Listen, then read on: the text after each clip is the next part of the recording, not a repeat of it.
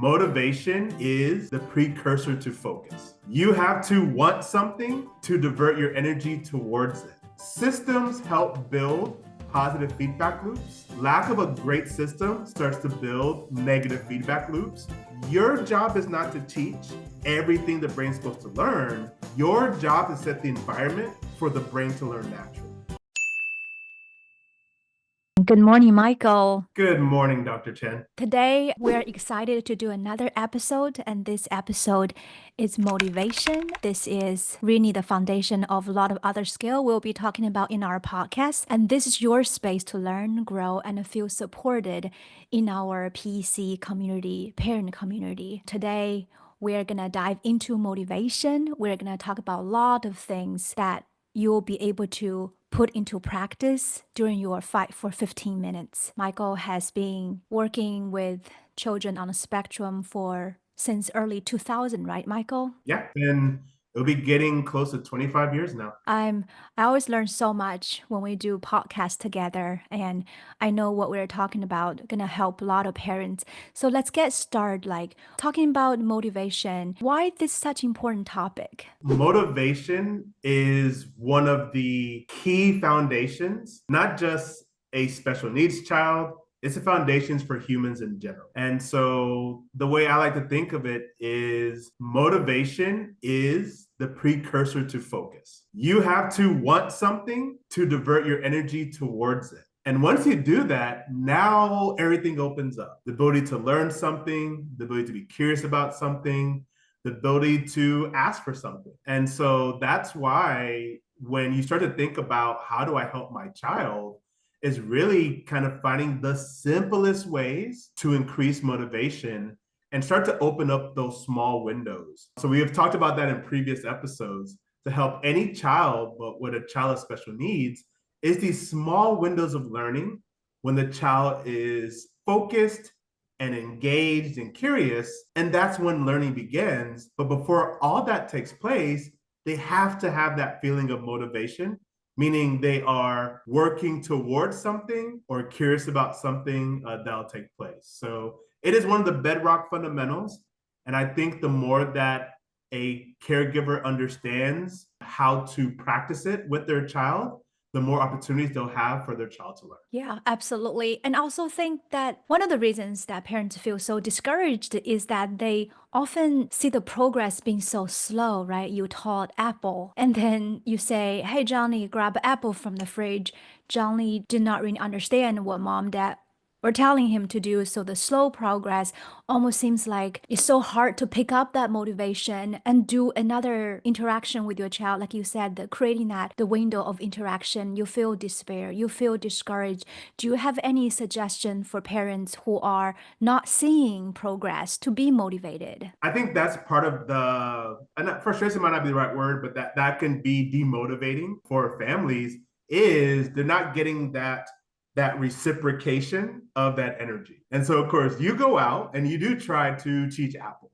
You get excited and you go to Apple and you just get no response, or they just turn and walk away. And so I think what happens is for a lot of families and even for a lot of therapists is they go, okay, well, I guess he's just not going to learn Apple, or I'm not teaching the right way. And so for humans, we like that when we do something, we get immediate feedback. And I think because kids on the spectrum can sometimes be inconsistent, or we don't understand exactly when they're motivated, I think it affects sometimes the motivation of the person giving the instructions. So I think we have to kind of rethink what is the goal in that process. And maybe kind of having a two-tiered goal. So of course, goal one is, did they respond when you asked, try to talk about the apple? Did they respond? Did they have some energy? Were they curious about it? Can definitely be one metric. But the other metric really is, how did you present the material? And making sure that you are presenting it in the best of its ability and kind of having that be its own standalone as success. So for all the years working with a lot of special needs kids, they just don't get enough repetition. Because sensory overload, or it's challenging to motivate them, but they're not getting enough chances to see the apple, to learn apple. So I think by looking and saying, okay, I know that it's currently difficult for my child to learn apple, But maybe the goal today is I just want to present Apple 5 ways in a very novel way. So maybe I'm going to focus on just the visual side of Apple. I'm still going to use my words and really think about multisensory learning. But my goal is just to present it 5 times, and I should consider that success for that day. It removes some of that frustration on trying it once, getting a little bit of pushback, and then stopping. I love the change of mindset you mentioned from my goal is to teach Apple to how many times have I created opportunity, different opportunities to teach the child the receptive Apple in different environment. And that remind me of the difference between goal and system. And the goal is something, well, is teaching Apple once that goal is met and I'm done. But system is something, okay, how many times can I embed that target into my play episodes? And when I'm having fun of my kid, how many times actually I model the word and how many times the child actually was paying attention when I said the word. And so you are creating a system really like when, where, what the playbook we talked about in several episodes before this. And once you have the system, you are able to create that momentum for your child. I love that you brought up systems. It's something that both me and you are very passionate about. And that's essentially what we teach parents.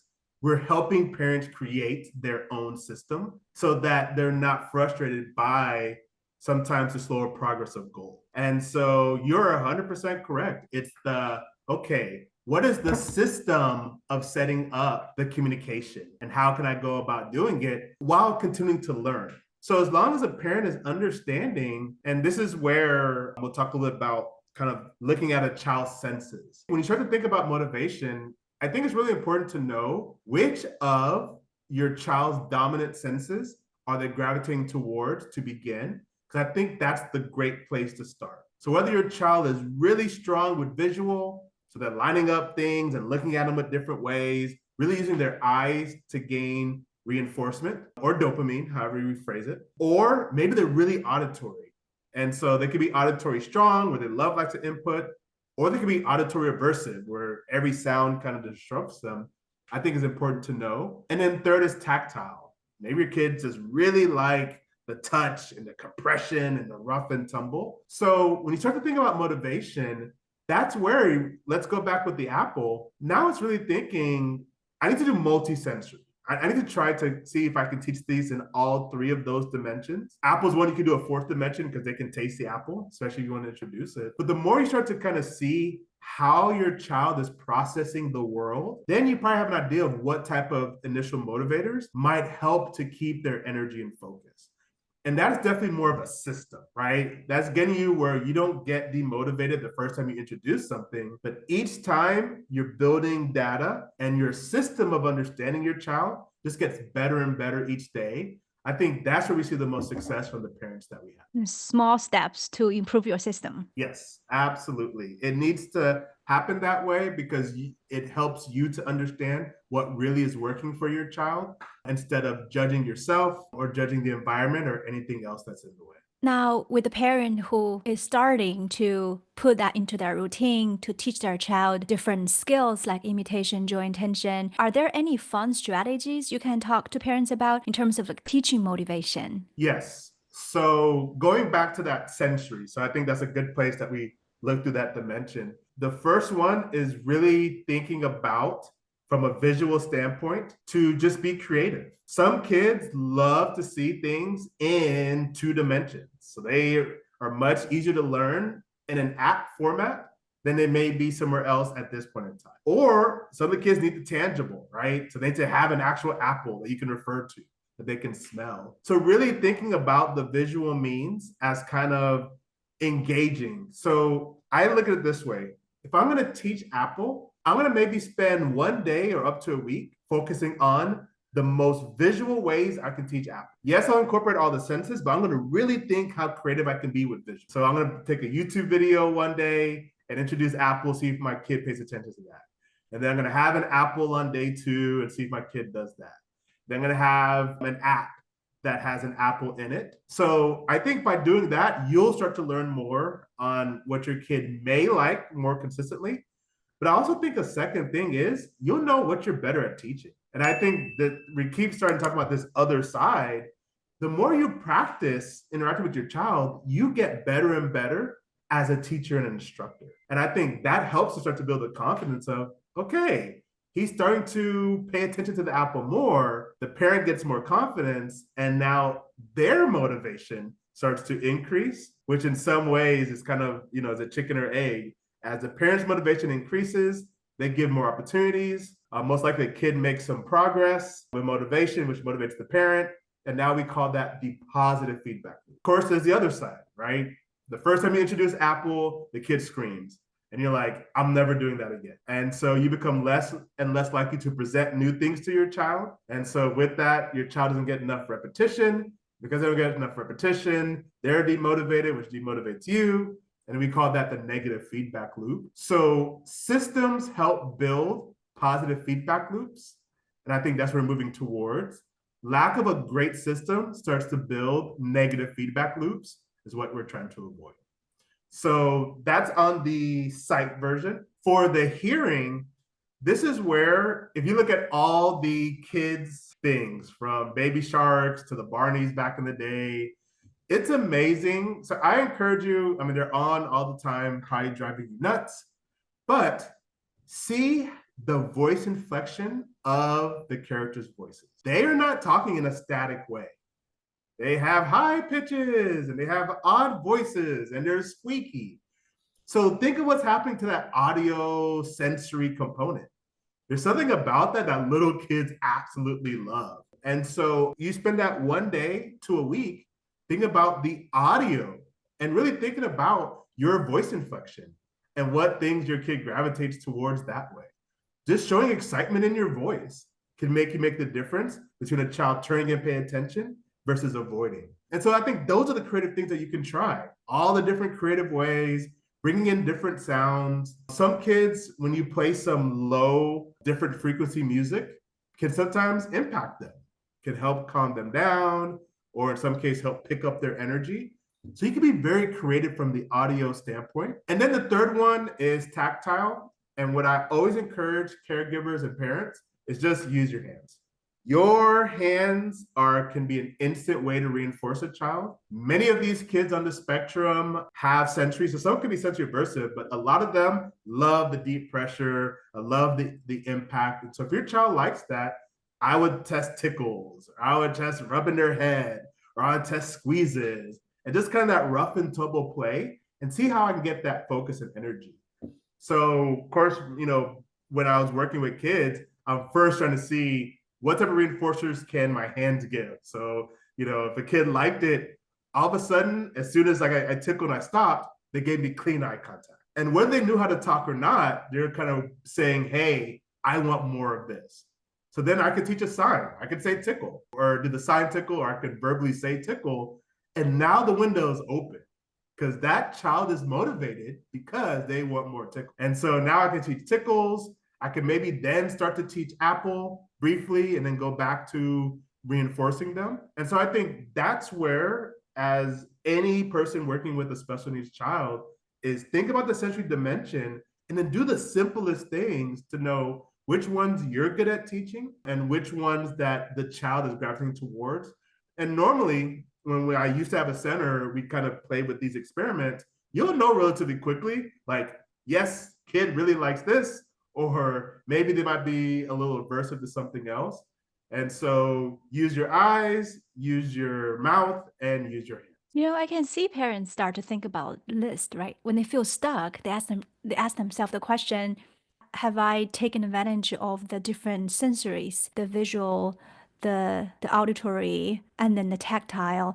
And if a child, almost like you're matching energy, if your child is pretty excited, and you can get excited when your child is calm, and maybe it's time, like you said, to use more calming voice. It's not just the same tone throughout the time. So that's where you start to match energy. And so let's say your child might just be really excited about trains, because it feels like all kids are excited about trains. And so try to match some of that energy. Now, sometimes that energy comes out in stimulatory behavior, right? So sometimes it might be hand flapping. And this is where you have choices. We don't have to punish that behavior, but we can find a different way to match that energy.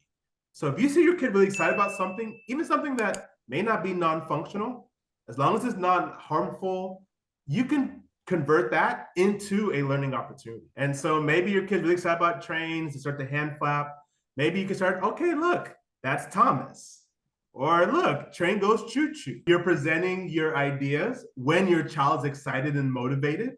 And it's amazing how that stuff can start to sink in. So maybe as your child sitting there, 2 weeks later, they might say choo-choo next time they get into that state. That's where you're seeing the child's energy and trying to match it, especially if it's at a good state. Or in some cases, you have to be the starter of the energy. So you go in and you get excited about something and now see how often the child pays attention to your excitement. And so that can really be you really playing with the apple or you really playing with some Legos or something near them. And that will give you some ideas. Okay, look, here, you want to play with me? And so now you're giving some commentary, using simple words and phrases. And now you're kind of catching those little light moments. And so that's why we talk about the fight for 15 minutes. Some cases, when we start with parents, we're telling them to get 15 seconds of connection, meaning good eye contact, a shared laugh.